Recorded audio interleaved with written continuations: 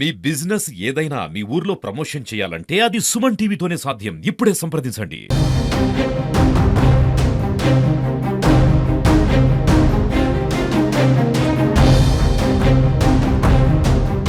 మీటింగ్కి రావాల్సినటువంటి అవసరం ఉన్నప్పటికీ కూడా ఆ మీటింగ్ క్యాన్సిల్ చేసుకొని ఒక కంట్రోల్ రూమ్ ఏర్పాటు చేసుకొని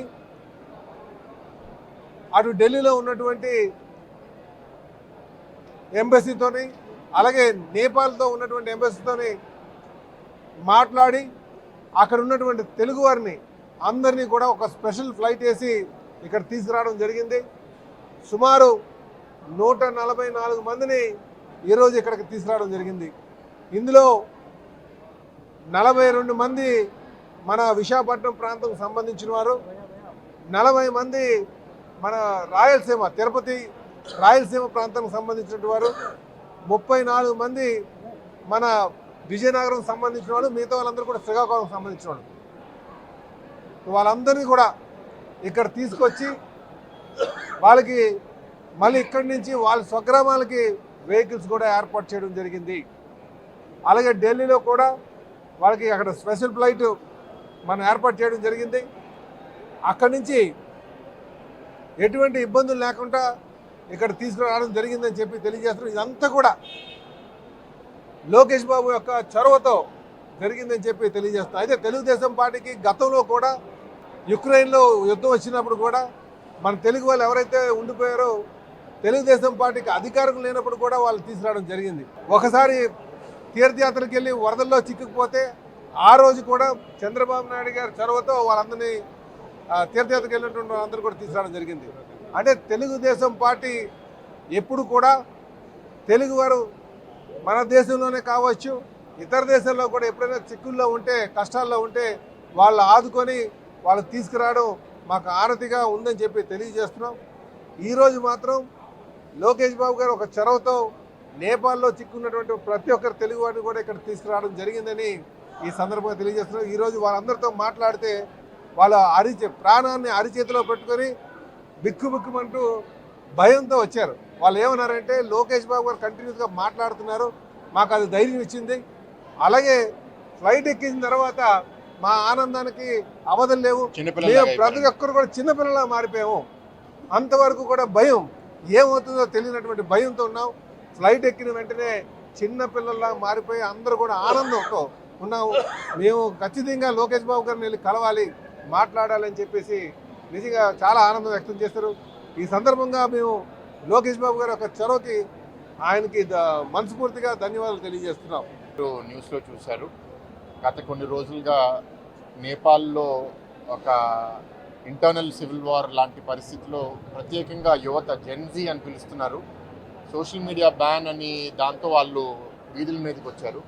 దాని వెనకాల చాలా కారణాలు ఉన్నాయి. ప్రభుత్వ వైఫల్యాలు, ప్రభుత్వ నాయకుల మీద కోపంతో అక్కడ ప్రధానమంత్రి రిజైన్ చేయడము, కేంద్రంలో కేంద్ర ప్రభుత్వంలో ఉన్న మంత్రులందరి మీద కూడా వీళ్ళు టార్గెట్ చేసి ఆస్తులు ధ్వంసం చేసే పరిస్థితిలో భారతదేశంకి చెందిన చాలామంది సిటిజన్స్ అక్కడ చాలా ఒక అన్సేఫ్ ఇన్సెక్యూర్ పొజిషన్లో వాళ్ళ ప్రాణ భయంతో ఉంటే చాలా రాష్ట్రాల కన్నా మన ఆంధ్ర రాష్ట్రం ప్రత్యేకంగా ఒక ముందడుగులో ఉండి మనకి ఆర్టీజీఎస్ అని ఒక మంచి డిపార్ట్మెంట్, దాని మంత్రి మన లోకేష్ గారు కూడా టీంని అంతా, అంటే మన హోమ్ మినిస్టర్ అనిత గారు, దుర్గేష్ గారు అందరూ కలిసి నిన్న సూపర్ 6 సూపర్ హిట్ ప్రోగ్రామ్ అనంతపూర్లో ఉన్నా సరే దాన్ని వదులుకుని ఇది ప్రైమరీ టార్గెట్గా తీసుకుని కమ్యూనికేషన్ మినిట్ టు మినిట్, అంటే మా దగ్గర కొంత గ్రీవెన్సెస్ వస్తే వాళ్ళకి పెట్టాము, ప్రతి దగ్గర వాళ్ళకి గ్రీవెన్సెస్ వస్తే మా ఎమ్మెల్యేలు కూడా ఆయన సెంట్రల్ టీంకి పెడితే వాళ్ళకి కాల్ చేసి జూమ్లో మాట్లాడి ఎక్కడున్నారు, సేఫ్గా ఉన్నారా లేదా, ఫుడ్ అందిందా లేదా, మీ వాల్యుబుల్స్ ఉన్నాయా లేదా, పాస్పోర్ట్ ఉందా లేదా అని మాట్లాడారు. వెళ్ళడం వాళ్ళు నేపాల్తో బార్డర్ ఓపెన్ ఉండి వాళ్ళు బస్సులో వెళ్ళొచ్చు, కారులో వెళ్ళొచ్చు, కానీ తిరిగి వచ్చేటప్పుడు ఫ్లైట్ ఎక్కాలంటే మళ్ళీ పాస్పోర్ట్ కావాలి.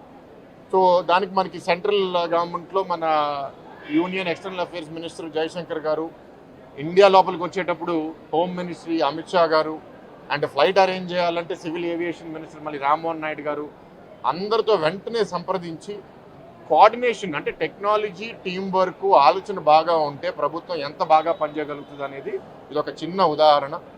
144 మంది వల్ల సమిష్టి కృషి, ప్రభుత్వ అధికారులు, రాజకీయ నాయకులు, ప్రభుత్వం అందరు కలిసి పనిచేస్తే ఇప్పుడు వీళ్ళందరినీ రిసీవ్ చేసుకుంటుంటే మాకు చాలా ఆనందంగా అనిపించింది. ఎందుకంటే మేము ఒక పెద్ద ప్రాణ భిక్ష పెట్టే గవర్నమెంట్ అనే ఒక ఆలోచనలో కొందరు మాట్లాడుతుంటే గవర్నమెంట్ స్పందిస్తే ఇంత బాగా చేయగలుగుతుంది నాకు కూడా చాలా ఒక మనశ్శాంతి తృప్తిగా అనిపిస్తుంది.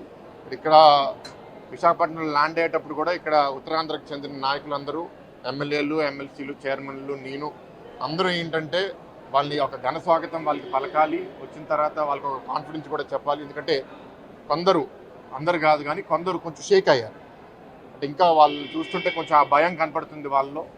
వాళ్ళు కూడా ఏంటంటే భద్రంగా ఉండండి అమ్మా, ఏం పర్లేదు, you are safe, you are normal అని చెప్తే వాళ్ళు కూడా మెల్లమెల్లగా నవ్వడం మా అందరికీ చాలా ఆనందం ఇచ్చింది. వీఆర్ వెరీ థ్యాంక్ఫుల్ దట్ ఇక ఒక మంచి కూటమి ప్రభుత్వంలో ఇక్కడ పనిచేస్తున్నాము.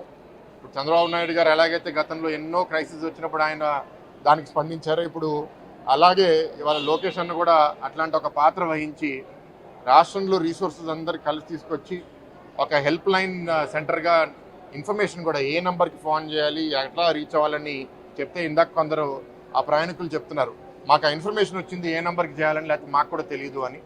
సో వాళ్ళు వాల్యుబుల్స్ పోగొట్టుకున్నా సరే మా అందరికీ మళ్ళీ ఇప్పుడు ఒక బర్త్డే లాగా మీరు చేసినందుకు మళ్ళీ కృతజ్ఞతలు చెప్తున్నారు. We feel very very grateful to have been able to help them.